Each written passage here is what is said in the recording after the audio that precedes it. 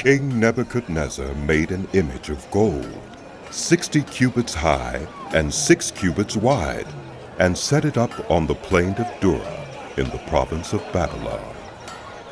He then summoned the satraps, prefects, governors, advisors, treasurers, judges, magistrates, and all the other provincial officials to come to the dedication of the image he had set up. So the satraps, prefects, governors, advisors, treasurers, judges, magistrates, and all the other provincial officials assembled for the dedication of the image that King Nebuchadnezzar had set up, and they stood before it. Then the herald loudly proclaimed, "Nations and peoples of every language, this is what you are commanded to do.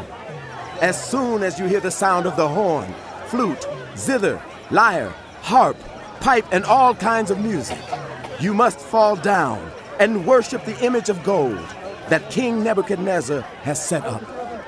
Whoever does not fall down and worship will immediately be thrown into a blazing furnace." Therefore, as soon as they heard the sound of the horn, flute, zither, lyre, harp, and all kinds of music, all the nations and peoples of every language fell down and worshipped the image of gold that King Nebuchadnezzar had set up.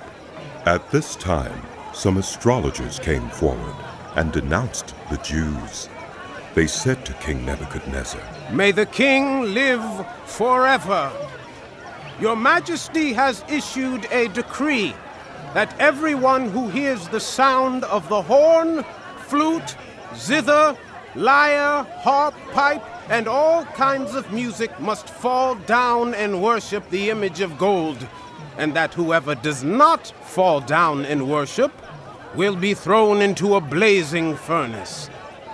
But there are some Jews whom you have set over the affairs of the province of Babylon, Shadrach, Meshach, and Abednego, who pay no attention to you, your Majesty. They neither serve your gods nor worship the image of gold you have set up." Furious with rage, Nebuchadnezzar summoned Shadrach, Meshach, and Abednego. So these men were brought before the king, and Nebuchadnezzar said to them, "Is it true, Shadrach, Meshach, and Abednego, that you do not serve my gods or worship the image of gold I have set up?" "Yes, it is true."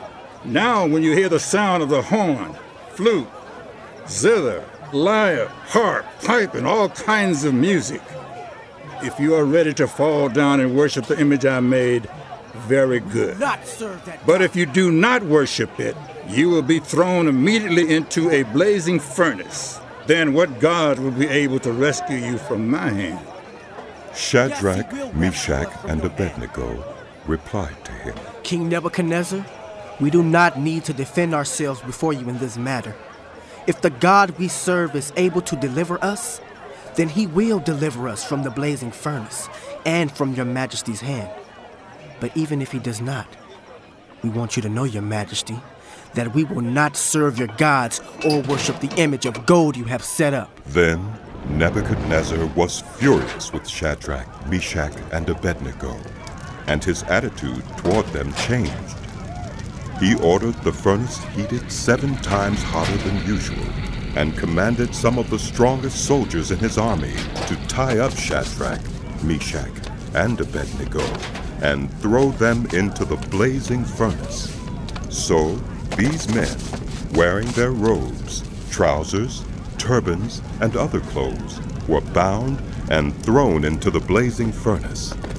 The king's command was so urgent and the furnace so hot that the flames of the fire killed the soldiers who took up Shadrach, Meshach, and Abednego, and these 3 men, firmly tied, fell into the blazing furnace.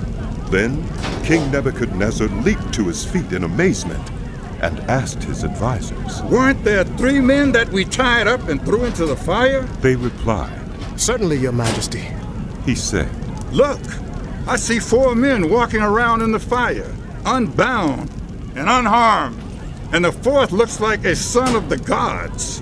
Nebuchadnezzar then approached the opening of the blazing furnace and shouted, Shadrach, Meshach, and Abednego, servants of the Most High God, come out, come here. So Shadrach, Meshach, and Abednego came out of the fire, and the satraps, prefects, governors, and royal advisors crowded around them.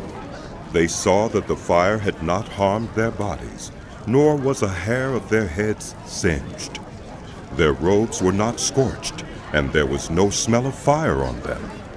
Then Nebuchadnezzar said, Praise be to the God of Shadrach, Meshach, and Abednego, who has sent his angel and rescued his servants.